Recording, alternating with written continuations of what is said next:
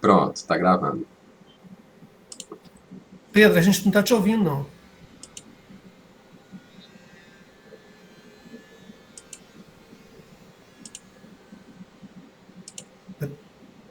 Tá mudo, professor. Ah, perdão. Ô, Wagner, você quer apresentar de novo os tópicos para a gravação? Sim. Pessoal, hoje sim, nós vamos conversar sobre 7 tópicos, 7 temas que o Jung trata aqui nos parágrafos. Deixa eu só pegar a relação aqui, do 498 ao 529 do livro A Natureza da Psique. Então ele fala de vários assuntos e esses assuntos eles estão assim, não estão numa sequência, eles estão mais ou menos em sequência, mas às vezes ele fala de uma coisa, volta na outra, né? Então são esses aqui, ó. Sonhos reativos e sonhos traumáticos. Eles estão nos parágrafos 499 e 502. Sonhos telepáticos, 503 e 504. O assunto projeções, ele fala em diversos parágrafos, praticamente no texto todo, começando pelo 498 até o 522. Imago é um tema que ele fala bastante também, depois de projeção, acho que é o que ele mais fala. Nós vamos ver no vocabulário da psicanálise aqui, do Laplanche e Pontares, qual é o conceito de imago.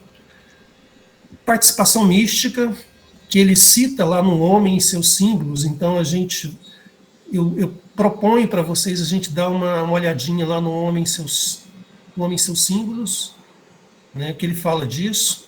Transferência e contra-transferência é um assunto importante, está no parágrafo 519. E, por fim, ele fala da necessidade de uma visão ampla para nós interpretarmos os sonhos, né? Então, eu estava perguntando aqui, até antes da gente começar a gravação, o que é colocado pelo autor, né, como pré-requisito para se fazer uma análise de sonhos, né, em termos de.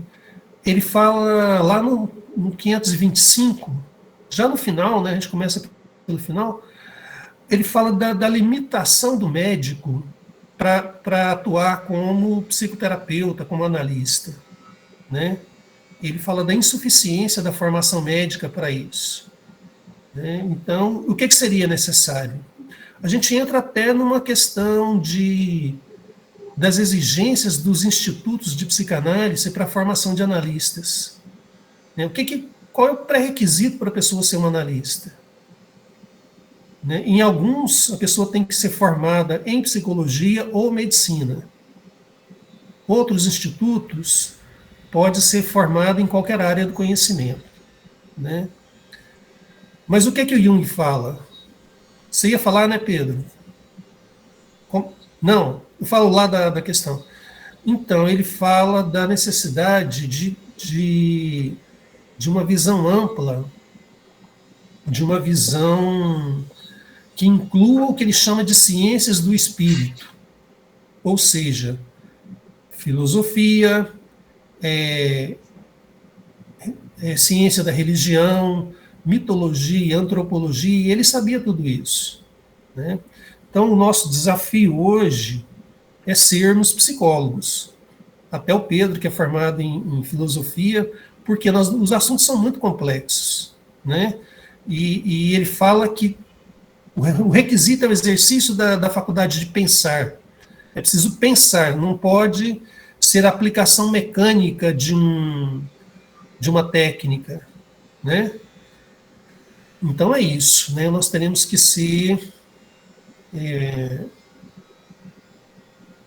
usar essa faculdade de pensar, tá? Agora vamos aqui no parágrafo 499, ele fala da sonhos reativos, né? aqui ele diz o seguinte: os sonhos redutores, prospectivos, compensadores, em suma, estão longe de esgotar todas as possibilidades de interpretação. Há uma espécie de sonho que poderíamos chamar muito simplesmente de sonho reativo. Tá? Eu confesso para vocês que não ficou muito claro para mim, porque depois, quando ele fala de sonho reativo, já no final desse parágrafo, ele fala dos sonhos traumáticos. O que é um sonho traumático? É aquele sonho em que a pessoa repete um acontecimento traumático. Ele cita o exemplo das neuroses de guerra, né? O combatente, ex-combatente, ele vivenciou situações altamente estressantes e então ele passa a sonhar com aquilo, né? O sonho, ele repete simbolicamente uma situação que foi vivida, uma situação traumática, né?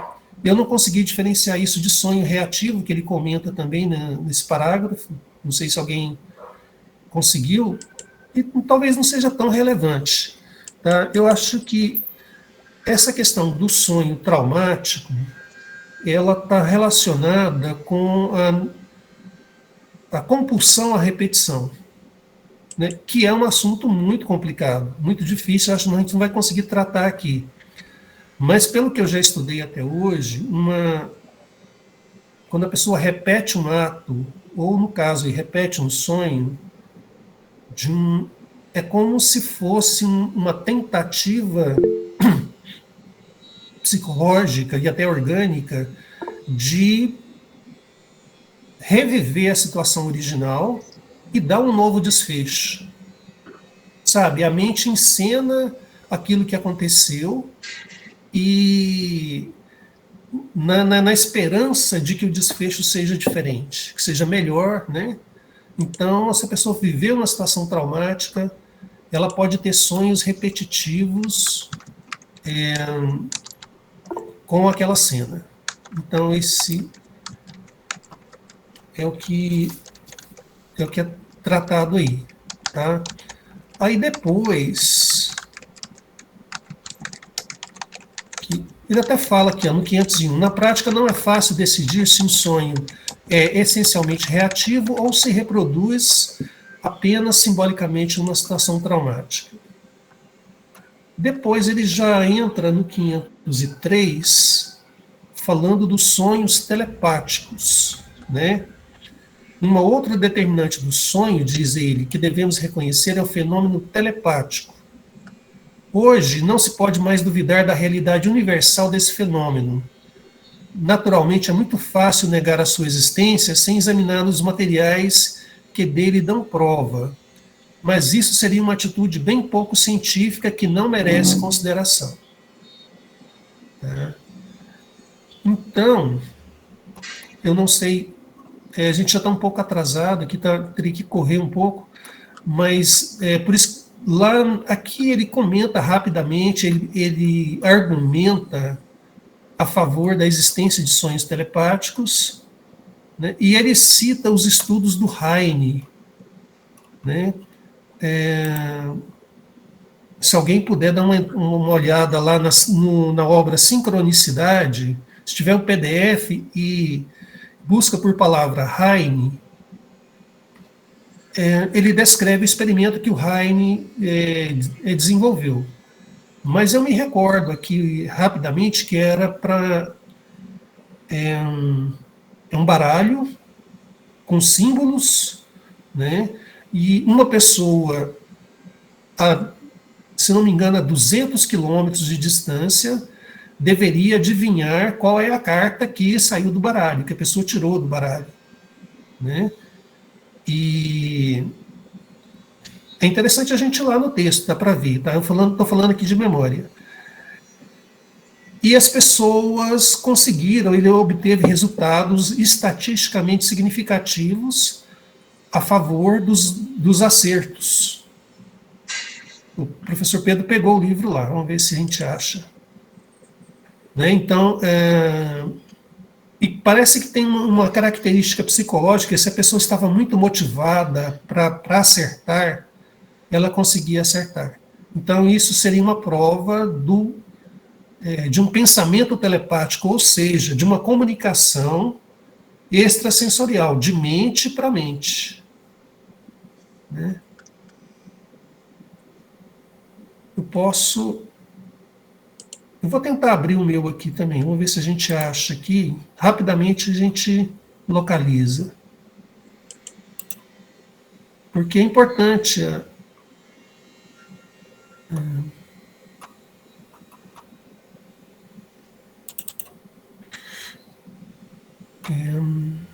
sincronicidade.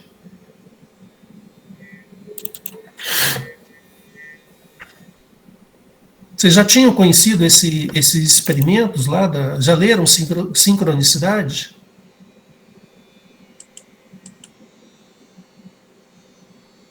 Ou ainda não? Não.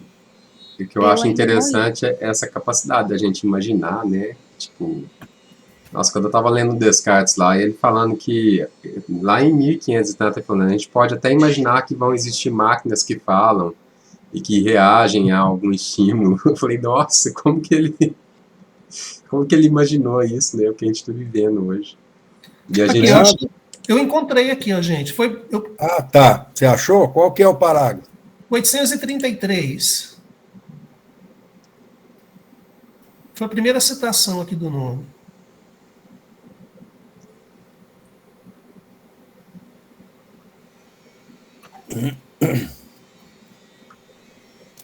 Pronto. Aqui, ó. Achou, Pedro?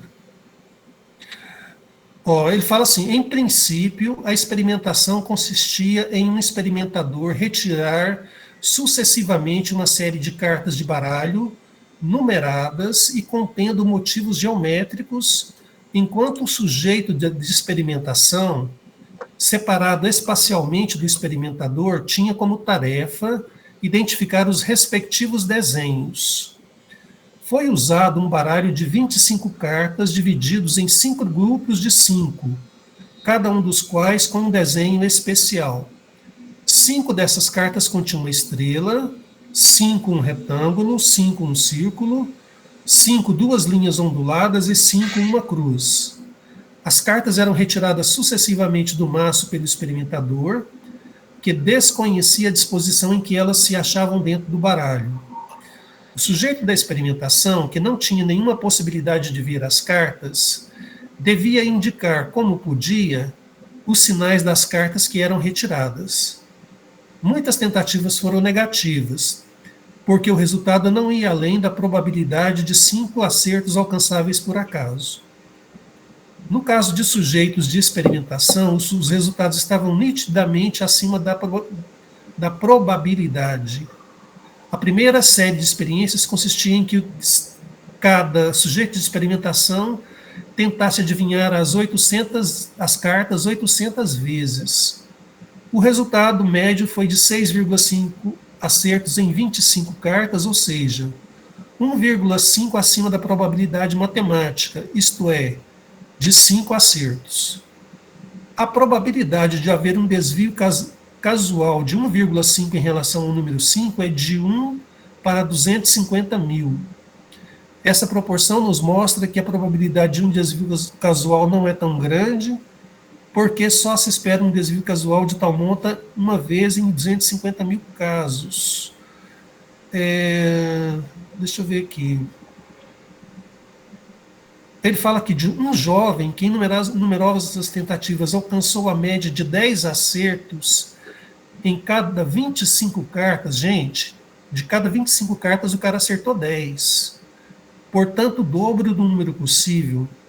De uma vez acertou todas as 25 cartas, o que corresponde a uma probabilidade de 1 zilhão, sei lá que número é esse, né? Ou seja,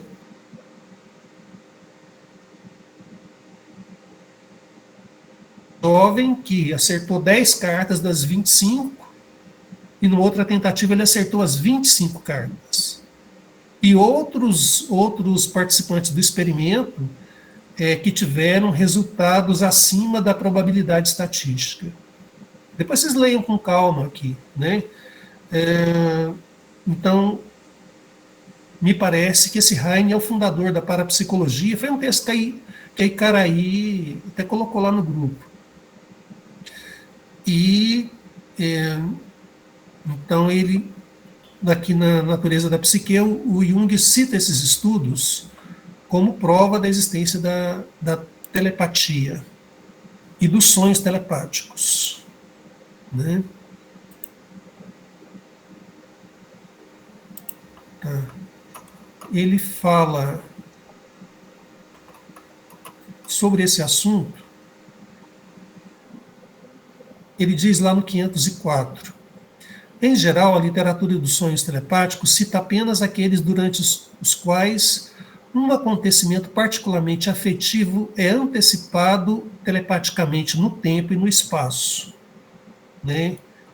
São fenômenos relacionados a pressentimento ou percepção à distância, né? E os sonhos telepáticos, a maioria, são desse tipo, né? Depois, embaixo, Jung fala o seguinte: a hipótese do acaso pareceu-me sempre um asilo ignorantiae, um biombo para ocultar a nossa própria ignorância, né? Então, ele conclui, né, que não vai se arriscar a uma concepção teórica, não vai aprofundar no fenômeno, mas ele afirma que o fenômeno existe. Então, sobre sonhos telepáticos, basicamente é isso, né? Ou seja, eles existem, né? Existem estudos que provariam o fenômeno da telepatia também. O Wagner, Sim. antes de você continuar, aqui ele está se questionando na sincronicidade, e tem uma afirmação dele no 836, no finalzinho desse parágrafo, 836, eu vou ler aqui, ó: por isso devemos renunciar a todos os tipos de explicação em termos de energia, mas espera aí, o que equivale a dizer que os acontecimentos dessa natureza não podem ser considerados sob o ponto de vista da causalidade, pois a causalidade pressupõe a existência do espaço e do tempo, né? Uma vez que todas as observações se baseiam, em última análise, sobre corpos em movimento. Então, aqui ele está apontando para uma coisa muito relevante, tanto da herança de Kant, Newton, quanto de Schopenhauer, viu, Leandro? Né? E aqui a tese dele é a independência e até a inexistência do espaço e tempo nesse sentido, e substituindo isso pelo arquétipo, né? E aí, filosoficamente, a gente nota, ao ler alguns autores, que realmente você encontra questões em Platão, né, que são estritamente, são muito atuais, como se fosse uma coisa arquetípica. Você encontra em Hegel também, até em Marx, né? Eu digo até em Marx, porque Marx é um dos pilares de crítica do Jung aqui, porque concebe, faz uma leitura da matéria, excluindo a subjetividade em termos junguianos, né? Então, eu acho que essa relevância é muito importante nesse tema da telepatia. Sim. Depois a gente vai estudar o sincronicidade também, né, Pedro? A gente vai... Está dentro do projeto, não está? Ótimo. Ok. Bom, aí lá no parágrafo 498, ele começa uma série de longas considerações a respeito da projeção, né? Ele diz o seguinte: o maior erro que um terapeuta pode cometer é supor, no analisando, uma psicologia igual à sua, né?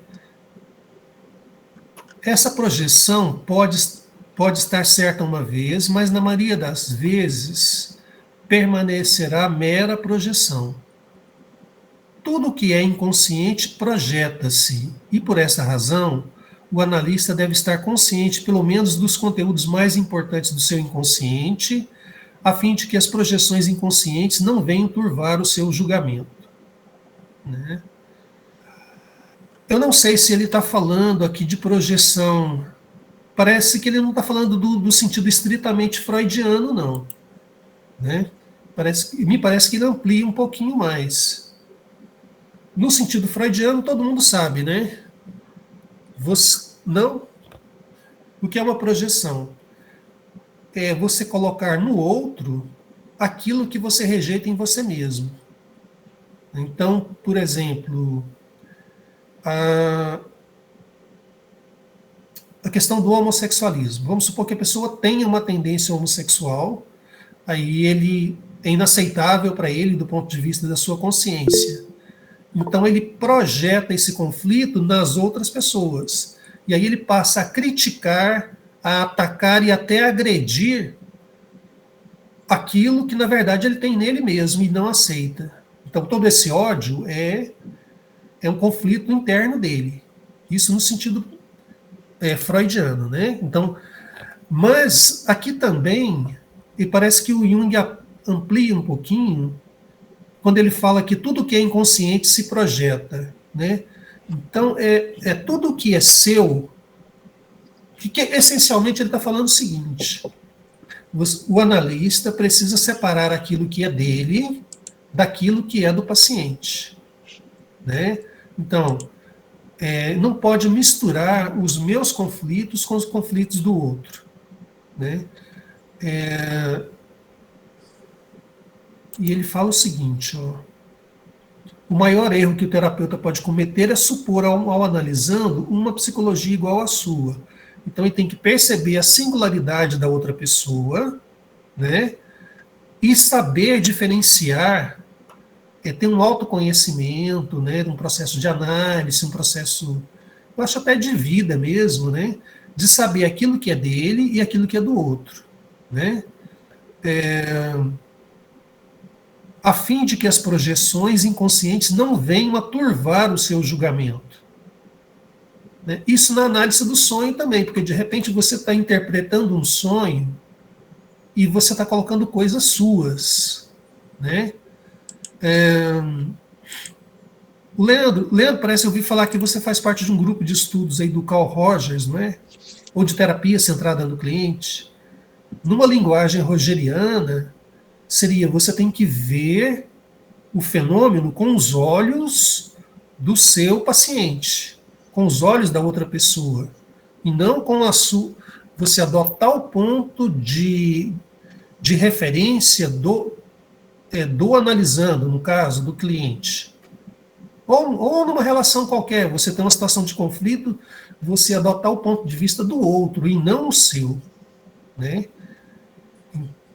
Wagner, parece que aquele cara aí tá com a mão levantada há um tempão. Opa, cara aí, fala aí. Desculpa. Valeu, professor. É melhor falar do que digitar. Então, nesse sentido, você falou da projeção no Freud, e eu estou perguntando, né, nesse sentido do Jung, em que ele amplia esse conceito de projeção, se a gente pensar que no inconsciente nós temos não só os conflitos, aquilo que é desconhecido como negativo, as sombras, né? Mas também qualidades, questões positivas que a gente desconhece ou desvaloriza. Então, essa projeção, ela não se dá só de conflitos, de negatividades, mas de positividades também. Assim, aí, quando eu digo isso, eu me lembro de identificação. Mas não seria uma identificação, porque é tudo com base em algo que não se sabe. Nesse caso, nem de si e nem do outro. Né? Então, seria mesmo uma projeção. É isso? Quer falar, Leandro? Eu entendi que sim, mas se quiser complementar. Eu entendi. Eu entendi que o cara aí falou que não necessariamente é uma coisa desconhecida e negativa, assim.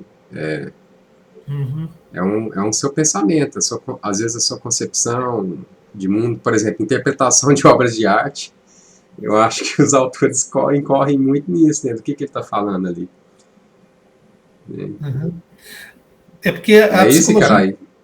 a psicologia freudiana tem uma característica de ser muito negativa, né? De ser muito pessimista em relação à natureza humana. Então, ela pega o doentio, a parte patológica da alma, né? Sim, E o Jung sim, ele trabalha com luz e sombra, né? Acho que é isso. Bom, sim, rapidinho aqui, Wagner. Sim, sim. nesse sentido também, Leandro, mas eu digo assim, mais à frente aí ele fala que essa projeção é uma forma natural de ser, né, dos seres humanos, uma forma, digamos assim, normal, ele cita isso. Só que você tem que estar acima dessas projeções para ter um relacionamento com as pessoas, com o mundo de uma forma realmente adequada, para que não seja engolido por essas projeções, né? Seria assim, a ilusão da ilusão. Então, quando a gente fala de projeção, eu não projeto só aquele defeito, aquela coisa que eu nego em mim. Eu também projeto coisas positivas, que eu desconheço em mim, ou talvez eu saiba também, né? Eu digo assim, então, de repente, você projeta, que fulano é mandão, beleza. E, na verdade, você é mandão, você desconhece isso ou não, mas também coisas positivas, né? E não necessariamente que o outro seja, ou que tenha essa característica, porque é algo que vem de você. Pode ser que ele tenha ou não, entendeu? Uhum. Inclusive tem um parágrafo que ele fala que a projeção, ela, em certo sentido, ela é benéfica, que ela faz uma ponte da pessoa com o meio. Né? A gente vai chegar lá, depois vamos mais ou menos na sequência, para que chegar lá a gente volta nesse aspecto positivo da projeção.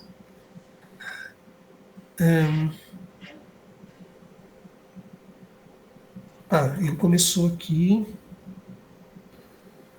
Ele já vai lá para o 515. Vamos ver o que ele fala lá no 515.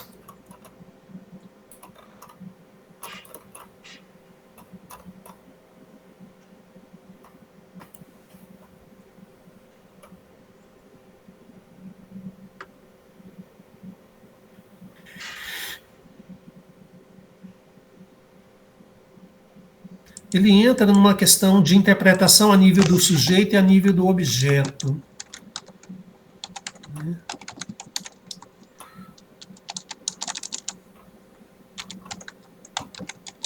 Aqui, ó, sobre a projeção. Né?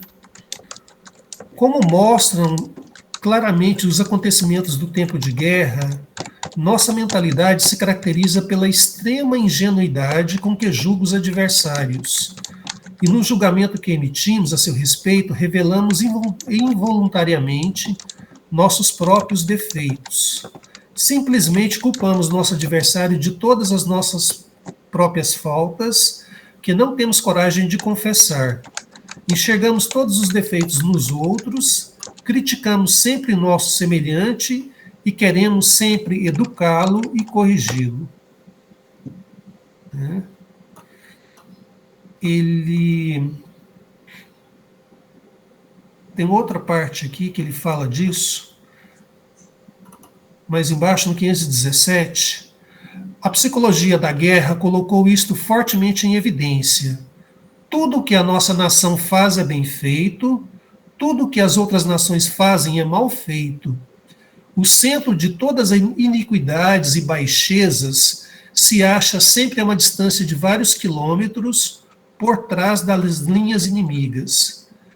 Essa psicologia primitiva é também a de cada um de nós em particular.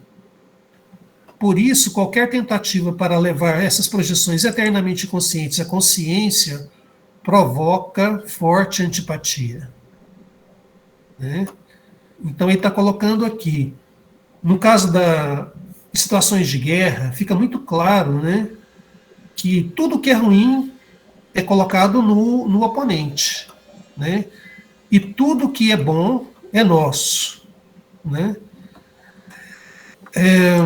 Lá no 518, nessa mesma linha, ele fala o seguinte: quando a existência real de um inimigo, sobre o qual se podem descarregar a todas as nossas maldades, constitui um inegável alívio para a nossa consciência.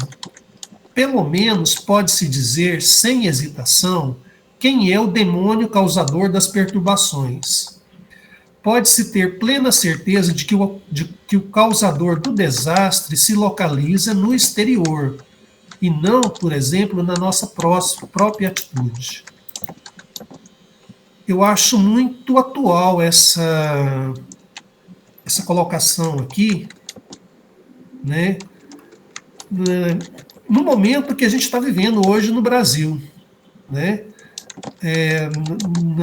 No contexto político, por exemplo, tem um grupo, né, que coloca assim: tudo que é ruim, todo o atraso do país, tudo é causa dos comunistas, né, dos comunistas ateus, os vermelhos, né? Então você nomeia um inimigo, você tem lá o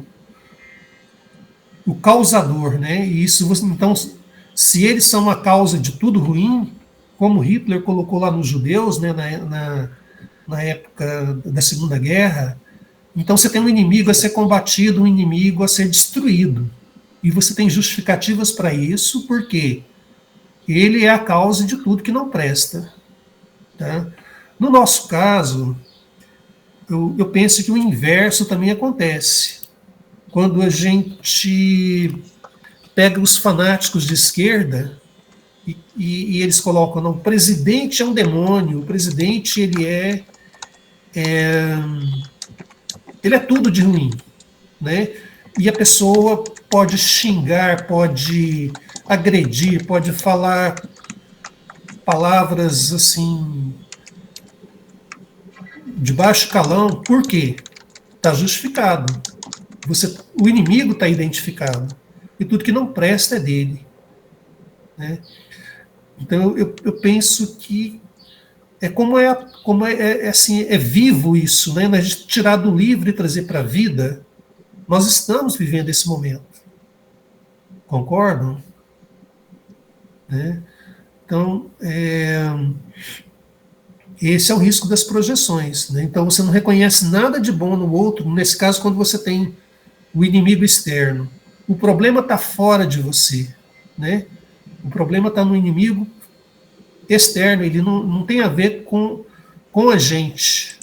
Né? Até no contexto político isso aparece. Tá?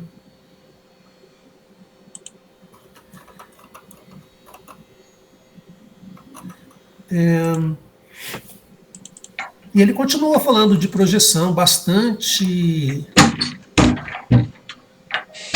520.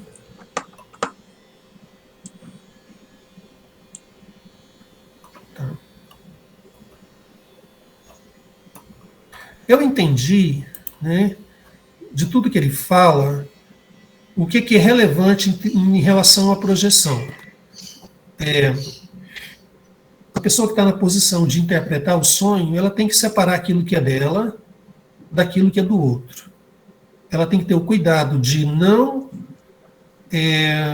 colocar um conteúdo pessoal no sonho do outro. Né?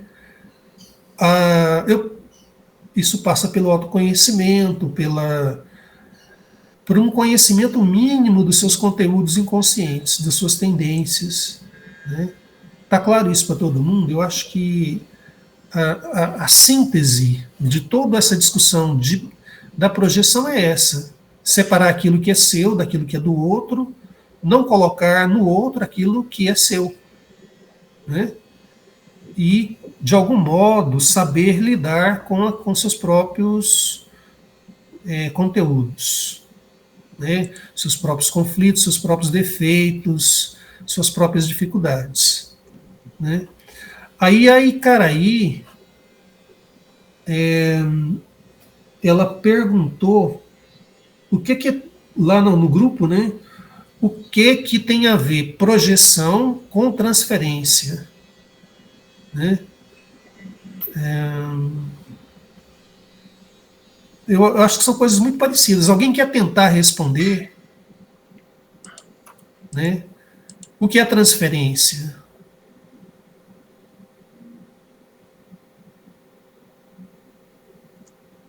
Transferência para mim, está ligado a amor, essa necessidade que a gente tem de pertencimento, né? Vocês me corrijam. E isso aí é uma coisa que desde criancinha, né? E a partir dessa necessidade, desse amparo e tudo, a gente, no seio familiar, onde a gente cresce, a gente estabelece a forma de se relacionar, né? A forma com que esse amor ele é colocado para a gente, né? Na relação. Não seria o ódio também, não? O ódio, o ódio também, a relação, as duas coisas, essa relação. Como que a gente lida? É as duas coisas mesmo. E aí, na transferência, é a gente pegar todo esse... É a gente pegar essa necessidade que a gente tem, né? E a gente projetar essa necessidade em uma outra pessoa, todo esse amor, né? Em uma outra pessoa. E estabelecer essa conexão, essa relação a partir daquele viés que a gente aprendeu, né? Que tem a ver com tom de voz, com tudo, né? Leandro, eu acho que não é bem nessa linha, não. Né? Vou falar o que eu entendo, depois a gente vai consultar aqui no vocabulário da psicanálise. Ai, que ótimo, então. Que aí eu aprendo. Um conceito psicanalítico, transferência, contra-transferência, projeção, imago também, né?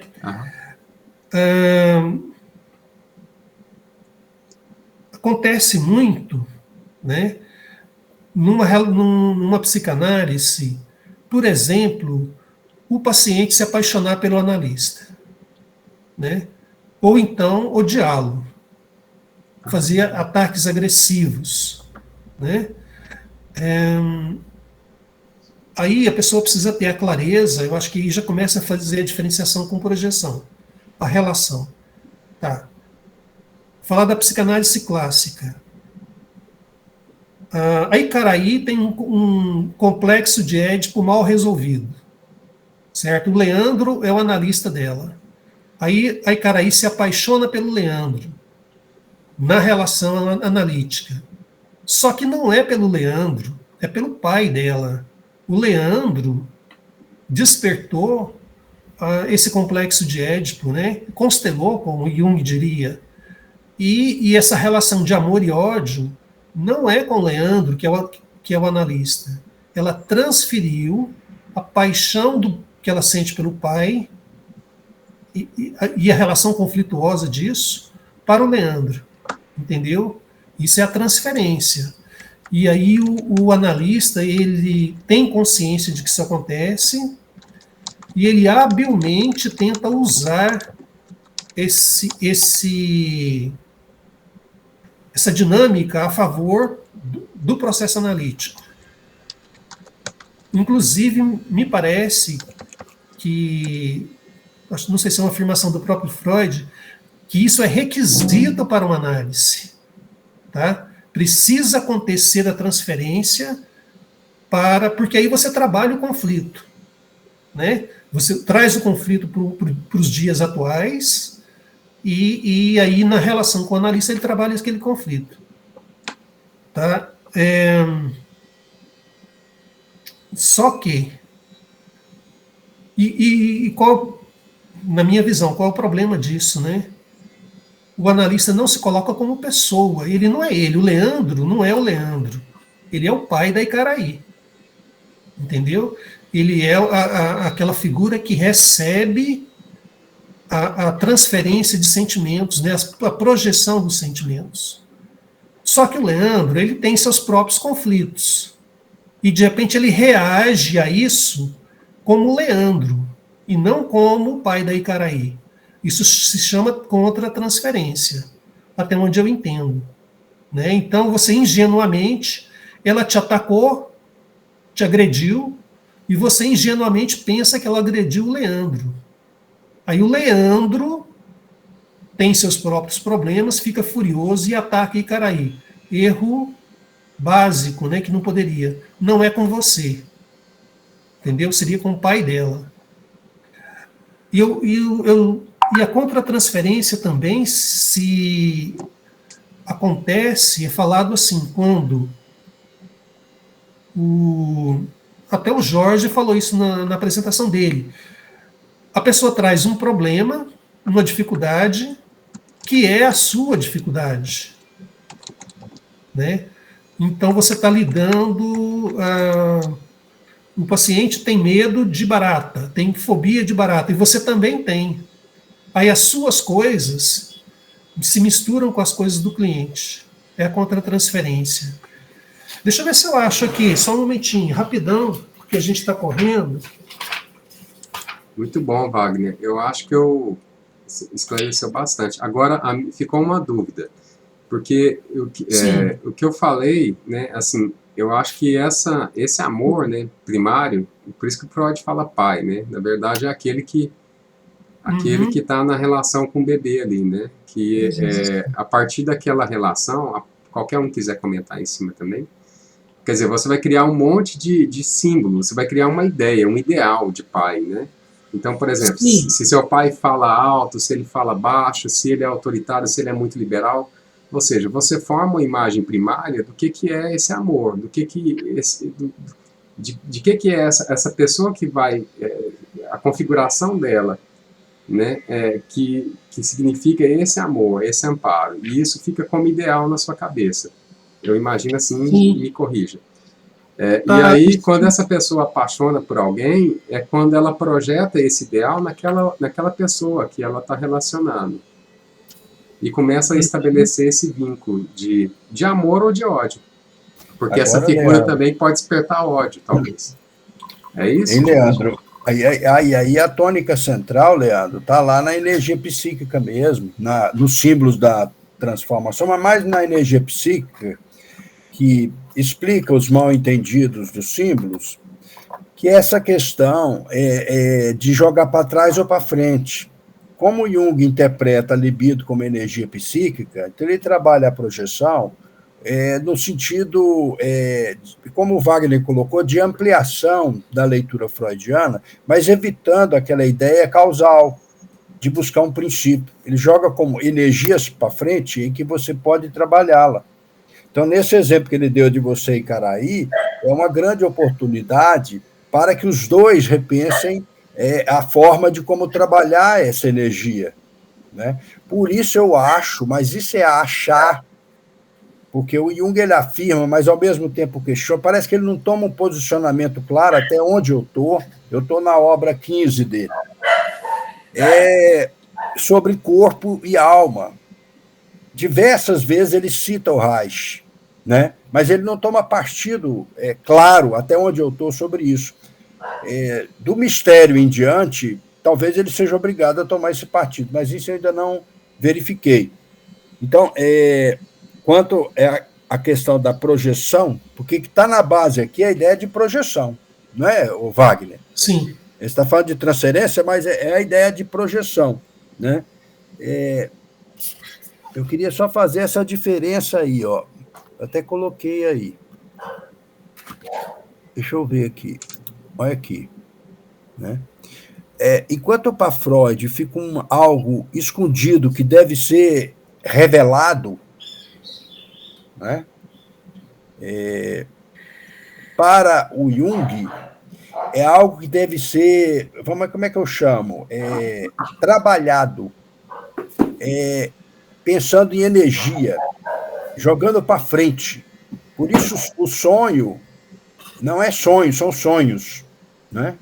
Então, a espécie de tomar a natureza da psique como algo dinâmico, não como um resultado de uma causa. Algo dinâmico que revela coisas antepassadas, mas, ao mesmo tempo, aponta, como o exemplo do Wagner, o que a gente pode trabalhar para o futuro. O exemplo dele que eu digo na terapia entre você e Caraí, né? Então, eu acho que esse é o ponto focal que a gente nunca pode esquecer, que o Jung, quando eu falo assim que ele joga para frente, é para trabalhar exatamente a energia, né? Essa da relação Sui e Caraí, por exemplo. Pois é, e aí nessa relação, quando há o processo de transferência e o analista ele não corresponde a esse amor, vamos dizer, a pessoa fica totalmente desamparada e é onde o conteúdo dela aparece, é onde ela percebe o comportamento dela realmente, como ela se comporta dentro de uma relação, assim entendo. Qual que é o mito do amor? O mito do amor latino, e não grego clássico, lá de Eros, né? Mas aquele do amor, como é que chama no latim? Gente do céu. Aquele da flecha? Cupido. Cupido. Né? Cupido era muito bonito. Ele gostava do rio porque ele se via. Né? Aí, certo dia, ele quis assediar uma deusa e ela não deu bola para ele.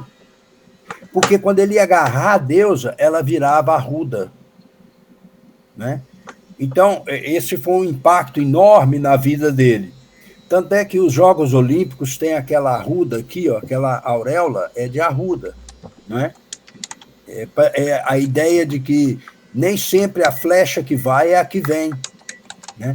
Aí, no caso do Jung, a flecha que vai, o que vem? Vem a possibilidade da gente trabalhar essa energia nossa que foi. Né? E aí é o que o Wagner está dizendo do grande papel do analista. Né? Então aí mas o analista não está isento.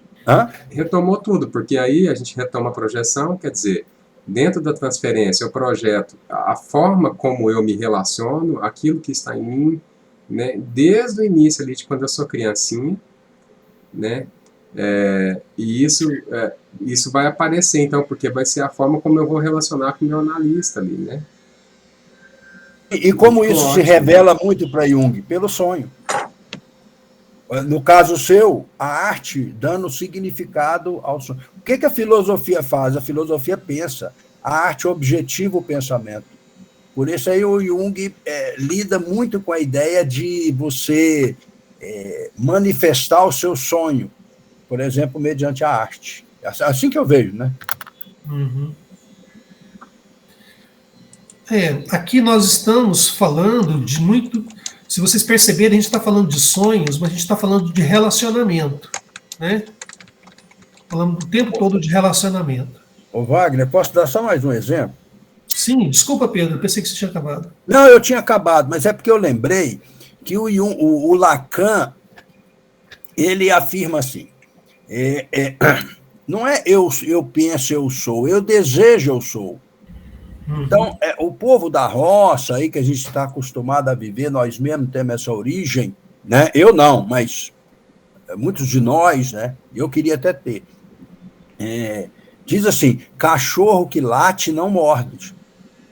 Ou seja, se no relacionamento Icaraí e Leandro... Icaraí, estamos arrumando o marido para você. Icaraí e Leandro, né? Não, o Leandro é bonito, ele é disputado lá. Ele estava lá e a menina queria que o Leandro fosse o padrinho dela, e o sem vergonha disse, podemos ser de outra forma, foi essa outra forma, sei lá. Mas olha só, se os dois estão em processo de fala, no caso do exemplo de terapia, o desejo passa pela fala. Passando pela fala, segundo Lacan, você satisfaz o desejo pela fala. E não necessariamente tenha que ter outra forma de expressão desse desejo. Então, eu acho que a arte, né, ela tem um grande papel, ela contribui muito em relação à energia psíquica, ou a libido, no caso do Jung. Perdão, Wagner, só para acrescentar isso que eu lembrei dessa tese do Jung, né, que o desejo ele morre na fala, né? Sim. Ok. Isso é muito interessante. Tá. Leandro, isso que você estava falando, que você começou a conceituar como transferência, né? Eu queria convidar o grupo a dar uma olhada no conceito de imago. Eu acho que talvez tenha muito a ver com imago. Tá? E nós estamos falando o tempo todo, eu estava até retomando, a gente está falando de sonhos, mas a gente está falando de relacionamento. Né? Então, no parágrafo 507, ele começa a falar o seguinte, sobre percepção do mundo e o mundo como ele é de verdade. Né? Da mesma forma que nos inclinamos a supor que o mundo é tal como o vemos, com igual ingenuidade supomos que os homens são tais como os figuramos, né? Ou seja, a gente imagina que o mundo, que a imagem que a gente tem do mundo é aquilo que o mundo é, né? Quando na verdade não é dessa maneira, né?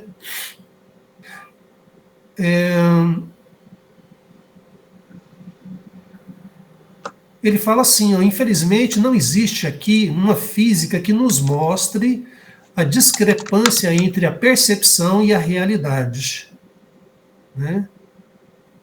Embora seja muito maior a possibilidade de erro grosseiro nesse caso do que nas meras percepções sensoriais, nem por isso deixamos de projetar nossa própria psicologia nos outros com toda tranquilidade. Cada um de nós cria, assim, um conjunto de relações mais ou menos imaginárias, baseadas essencialmente em projeções desse gênero, né?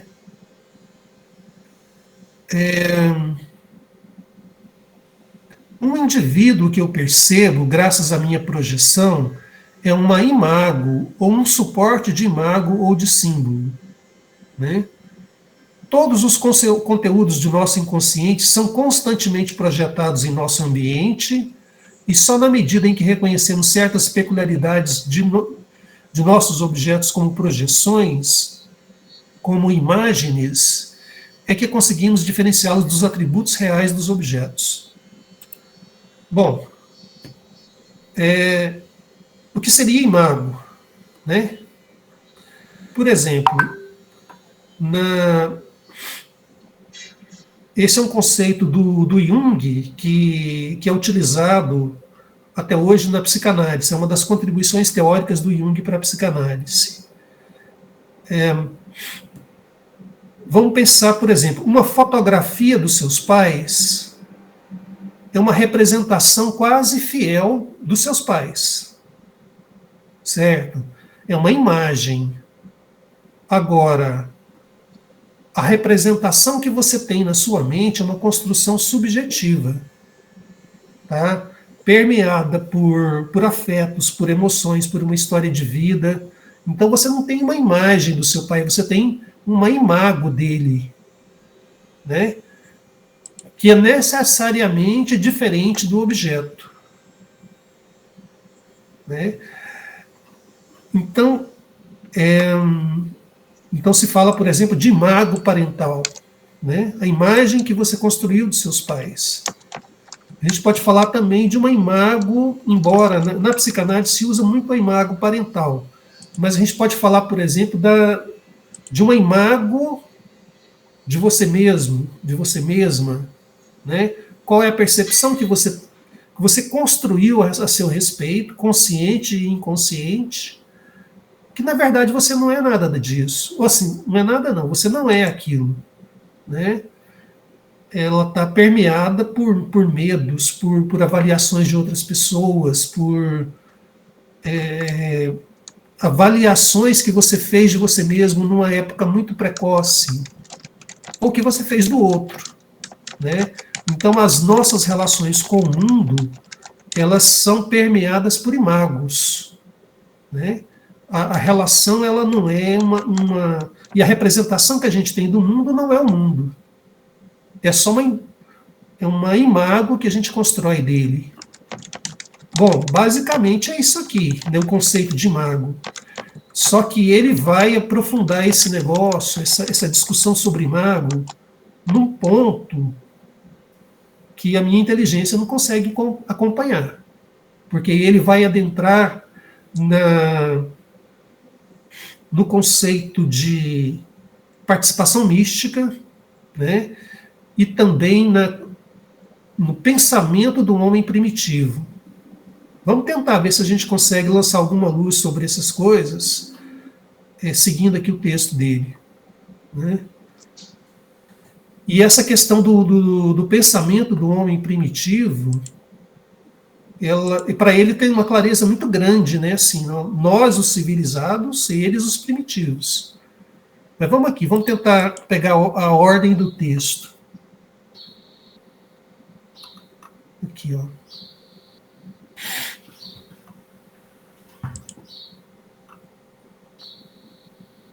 Wagner, só um pouquinho. Como a gente, esse pai, mãe, né, essa pessoa que nos acolhe, esse Sim. amor primeiro, ele também é ódio, né? Primeiro, né? Porque se a Sim, gente voltar ali no Freud, então, assim, a gente ama e odeia, né? É ser castrado, né? Quando a gente é castrado. E aí, por isso, essa relação também de amor e ódio com o analista, né? sim, se você pegar Melanie Klein, ela coloca, não sei se você já estudou, a Priscila, se vocês já estudaram, a todas as fantasias que o bebê tem. Ela traz a análise do processo mental para o bebê, né? Que são fantasias de ódio, de amor. Se você ataca, você tem medo, né, do contra-ataque, né? Então não é só amor, não. São sentimentos ambivalentes, né? Deixa eu ver aqui. 516.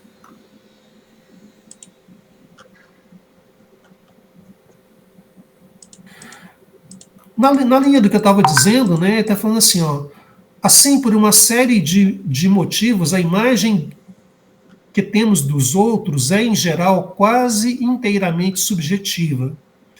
Como sabemos, uma amizade íntima com uma pessoa nem sempre é garantia de que o conhecimento que temos a seu respeito seja verdadeiramente objetivo, né?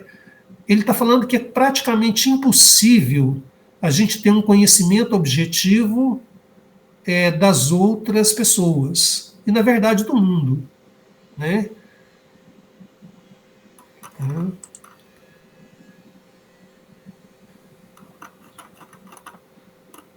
Agora, aqui eu vou misturar um pouco os assuntos aqui, tá?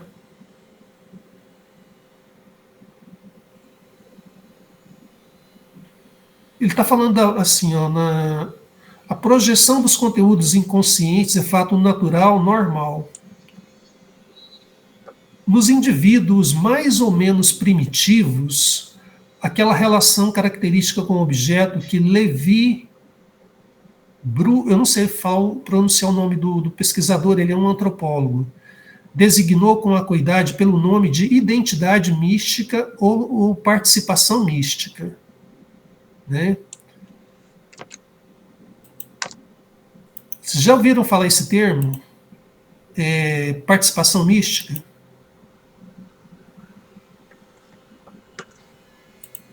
Conhecem esse termo?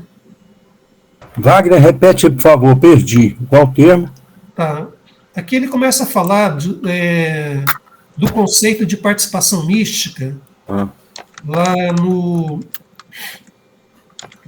507. Nos indivíduos mais ou menos primitivos, aquela relação característica com o objeto que Levi B designou com acuidade pelo nome de identidade mística ou participação mística, né? O que é isso? A participação mística é uma espécie de não diferenciação entre a pessoa e o objeto, né? Então você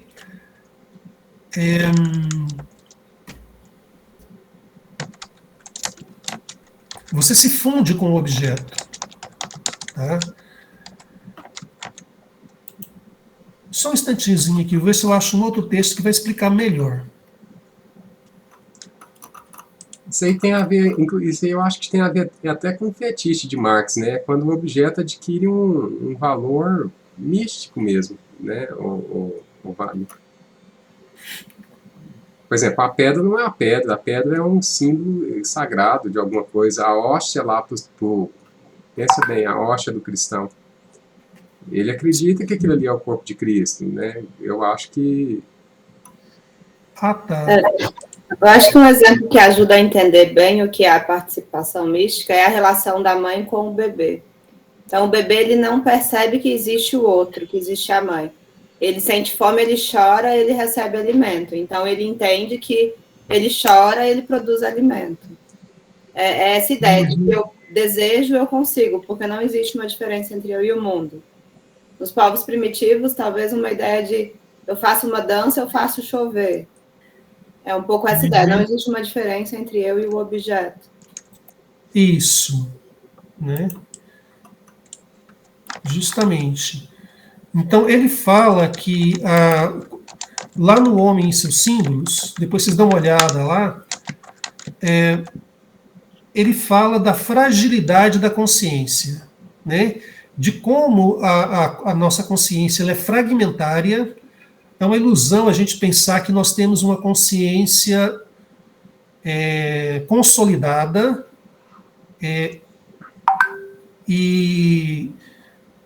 não, e pelo contrário, a consciência ela é frágil, ela pode ser ao fenômeno da dissociação de consciência é alguma coisa que pode acontecer com muita facilidade, né? E que o homem primitivo ele tinha essa identidade como ambiente, eu sou o ambiente, não há uma diferenciação entre a pessoa e a natureza, certo? É como e parece que o bebê ele recapitula isso, nós recapitulamos isso no nosso desenvolvimento psicológico. O bebê, aos poucos, ele vai aprender a distinguir entre o eu e o não eu, né? Então, ele está fundido com a mãe, ele tem uma participação mística com a mãe. Só com o tempo ele vai saber que ele é um ser diferenciado. E o Jung coloca isso na história da humanidade como um processo de desenvolvimento da consciência. Mas é um processo muito frágil, que não está consolidado ainda. E ele diz que é muito fácil você romper a pessoa, de repente, ficar fragilizada e ter uma dissociação, né? E aí, voltando nos primitivos, que ele chama de primitivos, né? Eles têm várias consciências, eles não têm uma ideia de que, por exemplo, eu sou o Wagner, eu sou apenas o Wagner, né? Então eles têm o que eles chamam, por exemplo, de uma alma do mato. Eles não, os antropólogos, né? Então, a alma do mato é assim, eu sou Wagner, mas eu também sou um crocodilo, né? E o crocodilo sou eu, né? Isso seria um tipo de pensamento primitivo, né? Então, por exemplo, deixa eu ver se eu cito aqui a parte que ele fala esse negócio.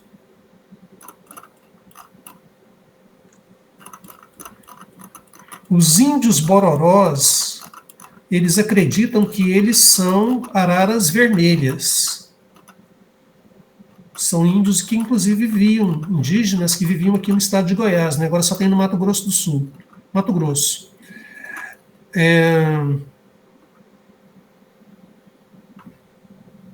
Aqui, ó.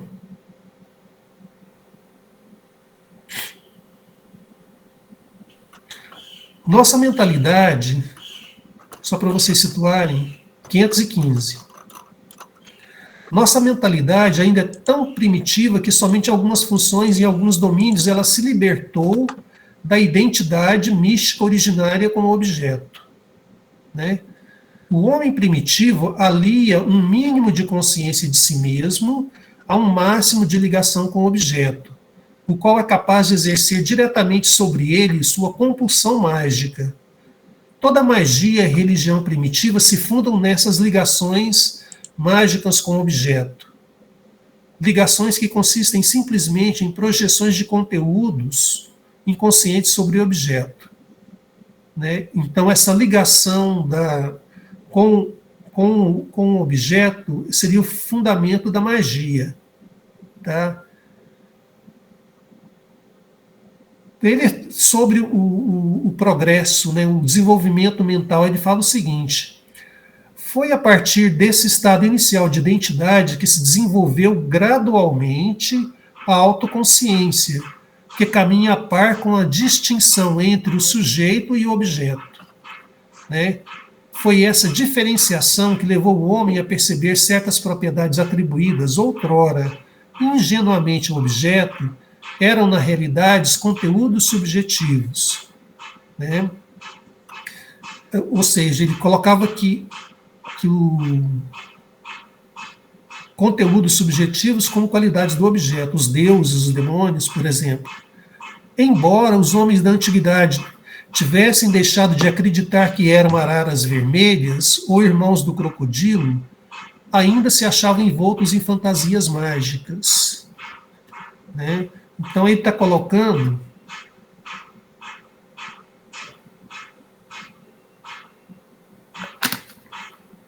que esse pensamento seria próprio do homem primitivo, né? Aqui ele cita araras vermelhas. Eu pesquisei, os índios bororós é que acham, né, que eles são araras vermelhas, ao mesmo tempo que eles têm uma individualidade, eles têm uma personalidade múltipla, né? Agora eu vou perguntar para vocês, né? Parece que isso é uma coisa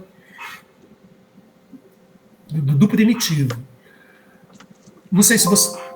Só um momentinho, minha bateria está acabando. Deixa eu colocar aqui.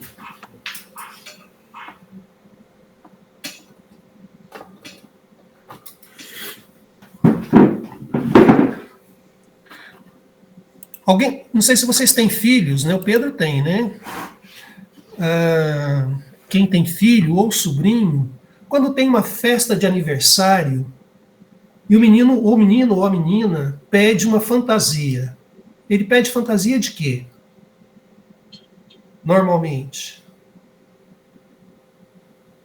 O que é mais comum, que vocês já viram? Assim, vai ter uma festinha de aniversário, vamos fazer uma decoração e o aniversariante vai vestir uma fantasia. Qual é a fantasia que eles escolhem? Super-herói. Sim, super-herói. E super-herói normalmente é o quê? É o Batman, o Homem-Aranha. Parece que o Homem-Aranha é o campeão, não é? Que eu vejo... Ô, Wagner, você é velho demais, Wagner. Não, cara. Vai lá no Batman. Não, cara. O Batman tá aí na Netflix. Aí, Batman 1, 2, 3, 4, 5, 10. Tá mesmo. Né?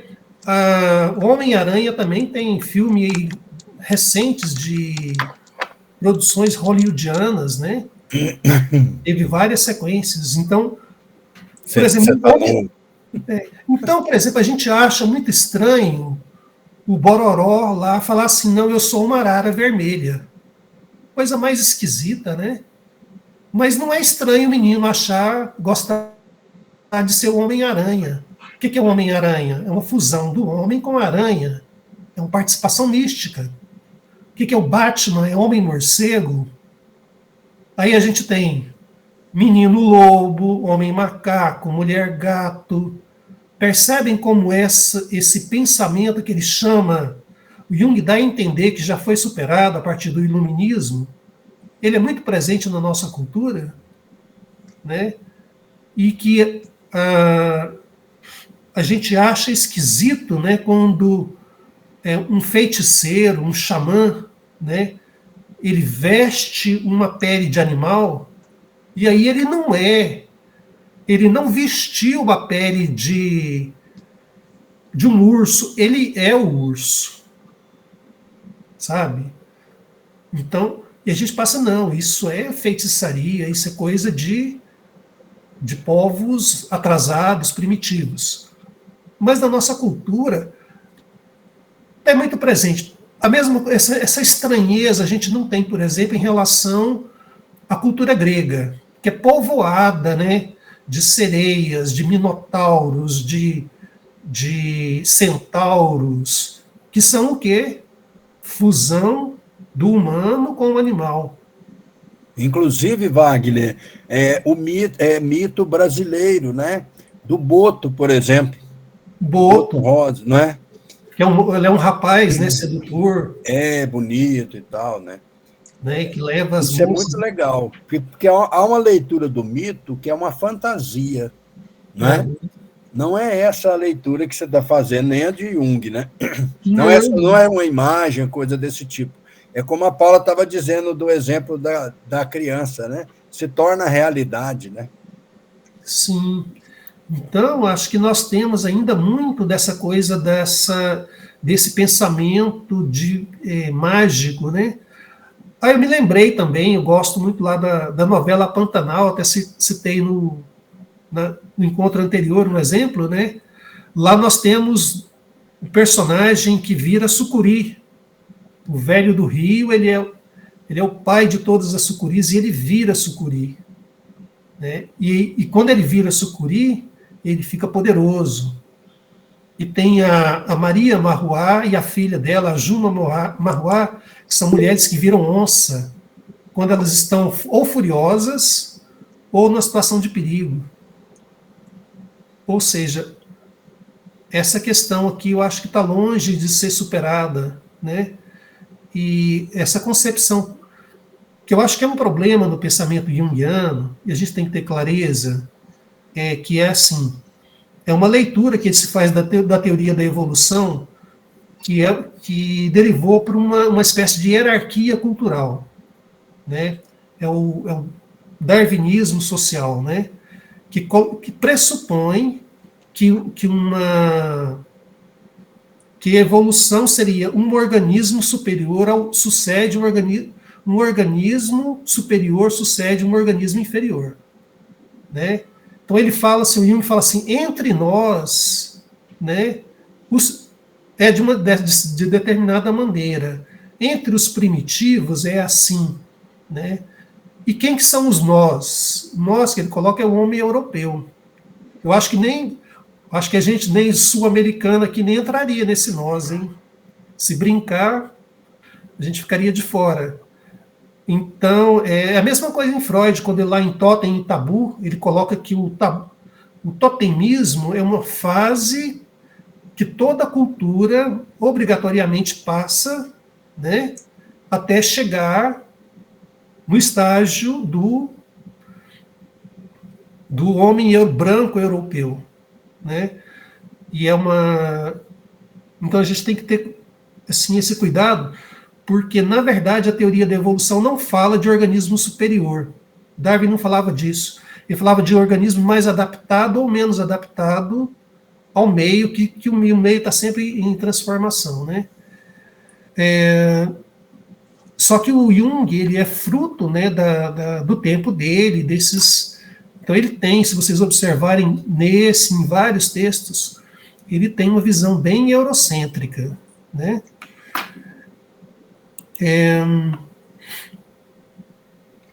Wagner, só um Bom, pouquinho. sim. Levantei a mão aqui, mas eu acho que quem está palestrando, às vezes não vê porque está concentrado. Eu queria, não sei, também sem destoar, com relação ao fetichismo, eu não sei será que chega nesse ponto, porque você está falando, não, ele se identifica com Ararazu, o índio lá, né? Mas assim... Com relação ao quê, Leandro, eu perdi? O fetichismo de Marx. Então, por exemplo, Desculpa te cortar. Você podia explicar esse conceito aí, porque eu acho que eu não conheço o feticismo em Marx. É justamente quando o objeto ele toma um valor místico mesmo. É exatamente isso. Então, a gente tem vários objetos, vamos pensar assim, um objeto do carro, certo? Olha só a irracionalidade que a gente vive com um objeto carro, né? O trânsito, o dispêndio de energia, são várias coisas assim. E, por exemplo, quando, né, assim, a figura que o homem ou a mulher, sei lá, tanto faz, que ela coloca, né, a identidade dela através de um objeto. Estou pegando o carro especificamente, mas tem vários outros. E, inclusive, um objeto que se torna tão a identidade da pessoa que quando ela perde esse objeto, ela pode entrar num processo de depressão, entendeu? E aí também tem a identidade com a profissão, né? Você se liga a uma profissão e tal. E aí eu fico me perguntando um aspecto, né, científico, místico, artístico, que isso que faz parte do humano. Então, por exemplo, a gente vê a ciência aparecer na religião, nos mitos, por exemplo, né, o que a gente está estudando aqui como ciência já estava lá no mito de Édipo, né? Ou seja, a ciência já estava lá, esse conhecimento, só que de uma forma religiosa, né? E hoje, eu fico me perguntando se o aspecto místico não está aqui no nosso dia a dia, encoberto pela ciência, né? Isso que eu queria perguntar, se pode ser entendido nesse grau, né? E aí também a gente poder pensar nisso que você falou, né, do Jung colocar as outras civilizações como uma coisa primitiva. É muito comum mesmo, e eu fico olhando assim, e às vezes eu não tenho estudo assim, né? Eu não tenho esse conhecimento com outras, essa vivência com povos indígenas e tudo. Mas eu fico me questionando se isso é uma verdade. O Leandro, o Jung critica o chamado, eu não gosto dessa denominação, idealismo alemão, que é Fichte, Schelling e Hegel, né? É porque eles dão uma tônica, segundo o Jung, que eu não concordo, né? Muito subjetiva, muito abstrata, vamos dizer assim, né? Ele levanta muito o sujeito, né? E sobre o marxismo, a crítica dele é que levanta muito o objeto no sentido de matéria, né? Então, o Wagner, essa palavra, o Marx coloca lá no Capital, quando ele está definindo valor e valor de troca. O valor para produzir uma coisa, né, é X. Pensa nessa questão que vocês estão trabalhando, em questão da natureza. Como é que, por exemplo, se quantifica um valor para pagar carbono? Pensa nisso. É muito esquisito isso, né? Porque se eu for pensar no copo, é fácil.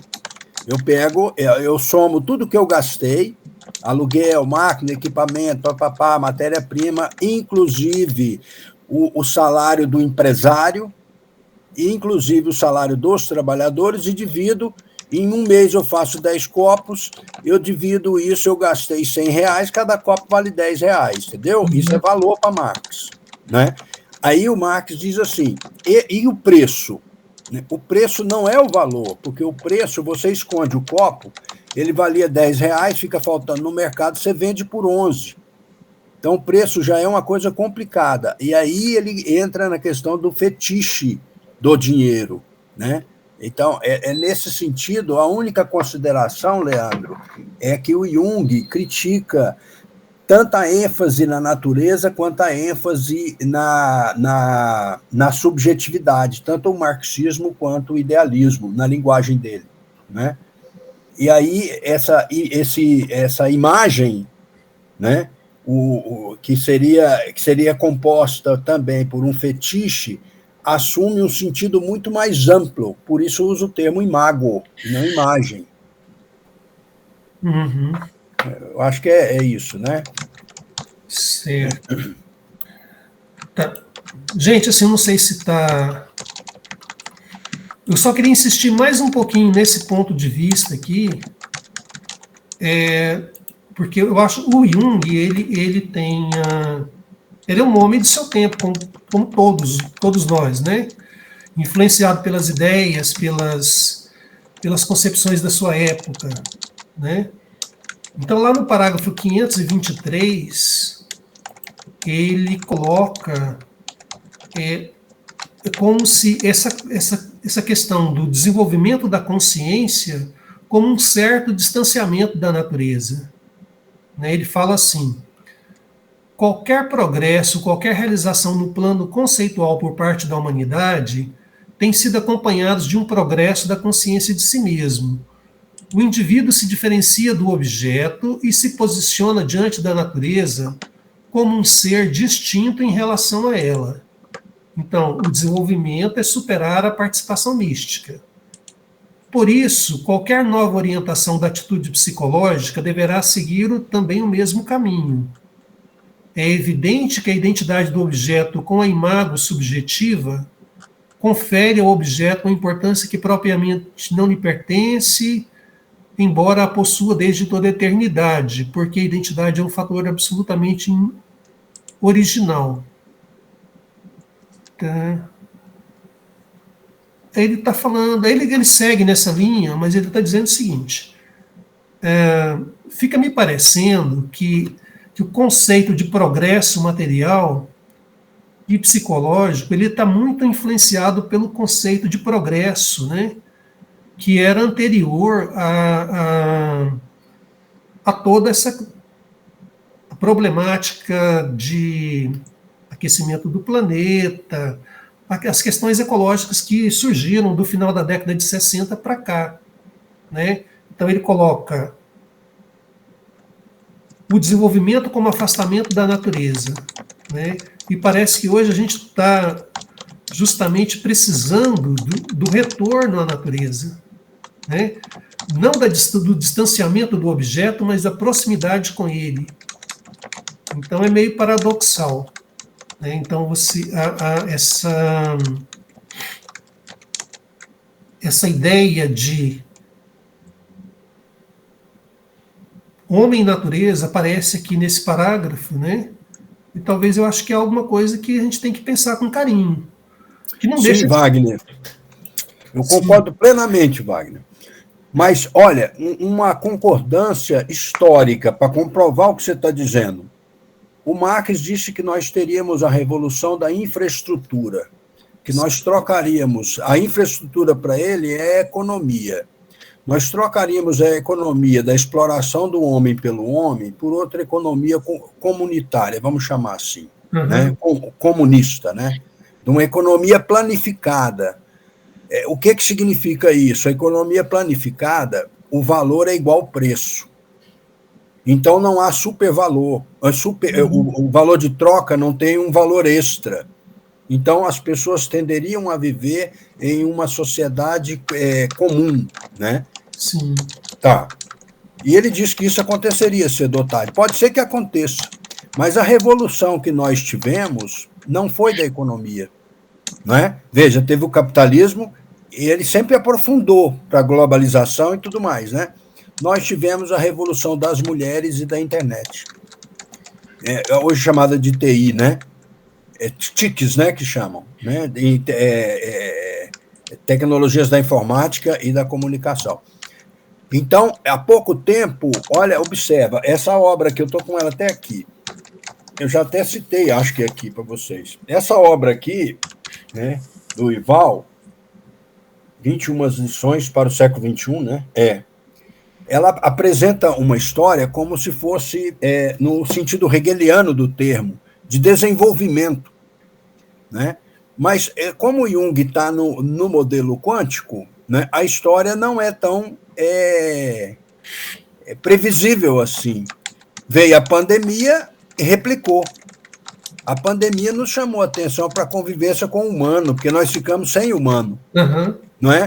Ela nos chamou a atenção para o que nós estamos fazendo com a natureza, ainda continua chamando. Eu fui ao médico fazer exame, e o médico lá é doutor em medicina, deu aula na Federal, e ele atende na Unimed. Então, ele diz por dia, quando está no plantão, são 50 pessoas que ele atende, que ele mesmo já não está mais sabendo o que é gripe. Porque eu estava assustado, porque eu fiquei 3 semanas gripado. Ele disse que está comum. Então, ele não sabe mais assim fazer essa diferença entre Covid. Até o Cláudio disse que a mãe dele, no atestado, saiu Covid, viu, gente? Então, não vai ter velório, né? Então, o Wagner, parece que essa ideia de desenvolvimento na filosofia pela consciência, ou depois se entrar na psicologia, né, que muda um pouco, ela deve ser retomada. Tem aquelas fases do desenvolvimento que vocês estudam tudo, porque parece que a coisa não é tão automática assim. Então, concordo plenamente com você com elementos históricos, né? Nós estamos recolocando e atestando o arquétipo, a noção de arquétipos em Jung, porque, de certa forma, nós estamos retornando de forma atualizada a noção de physis do grego clássico. A importância da natureza como se fosse tirar um braço da Paula tirar uma árvore ali do mato, né? Então, eu concordo plenamente que isso é um atestado da veracidade arquetípica, né, que nós estamos passando. Eu acho que o desafio seria uma reconexão sem entrar na participação mística, mantendo a nossa individualidade, né? Você observou na Ilha do Bananal, Priscila, nós fomos um grupo para a Ilha do Bananal agora há pouco tempo, o Wagner foi também. Observou que a preocupação dos índios é em se manter economicamente, pensando sempre exploração das terras deles, aluguel de pasto, né? Eu não ouvi uma conversa sobre a retomada desse discurso seu. Parece que eles estão caminhando para o nosso discurso de destruição de tudo. Inclusive, eles receberam recursos para criar gado, né? Que eu acho que é um equívoco muito grande, né? Então, é porque eles estão lutando pela sobrevivência. Ali tem problema de fome, sabe? De ter comida. Mas eu acho que o caminho ali seria do ecoturismo, de outros caminhos, né? Exato. Esse é um belo projeto. Esse é um belo projeto sobre a natureza. Hegel trabalhou isso, Jung também, né? Mas de uma coisa objetiva, uma aldeia lá dos Javaés, o Wagner. Né? É um excelente projeto, prático, inclusive, que o Adi está fazendo, você vai entrar em contato com ele, você e Cláudio, daí pode estar mestrado e doutorado, né? Lembrando novamente, gente, assistir os vídeos do Cacá Verá.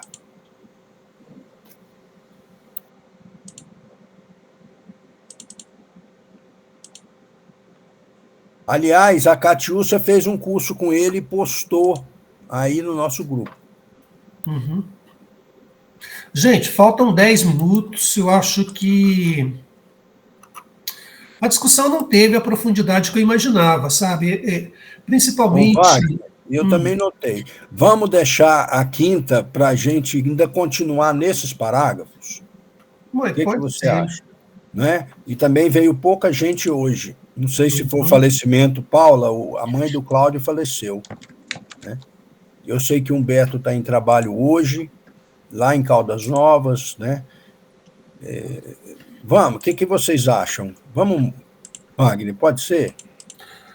Pode, a gente...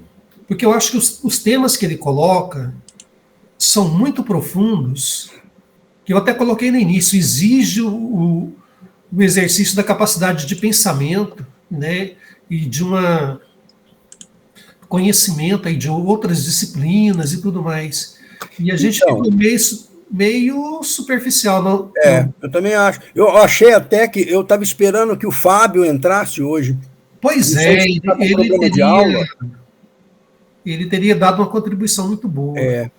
Não sei se foi tão superficial, porque assim, a gente fez correlações, que eu acho que é interessante isso. A gente pega o Jung e faz correlações, questiona a atualidade, por exemplo. E eu acho que é um tema amplo, Wagner. Você acha que a gente devia ter penetrado mais na questão da relação paciente ali, da psicologia analítica? Não, né? Leandro, eu concordo com você. Também acho que não foi superficial, foi inicial. Isso. Né? Vamos aprofundar na próxima. Eu não quis dizer assim, não teve a profundidade que eu tinha expectativa que tivesse. Né? Mas a gente falou de coisas importantes, a gente falou de projeção, de transferência, de contratransferência. Sim, mas vamos fazer isso na quinta que vem. Concordo. Né? Foi ótimo isso. Eu concordo que a gente poderia aprofundar na questão relação mesmo, terapêutica, né? Uhum. Isso eu percebi que a gente tangenciou mesmo. Mas eu acho que é necessária essa discussão inicial, Leandro, conceitual mesmo, né? Para depois a gente entra nisso, e tem pessoas aqui que podem ajudar muito, que são da clínica, né? Eu também gostaria de ter um momento para discutir o parágrafo 528, né? 528. O Jung é meio preconceituoso com a questão filosófica, né? não é para colocar a filosofia no debate, não é isso, né?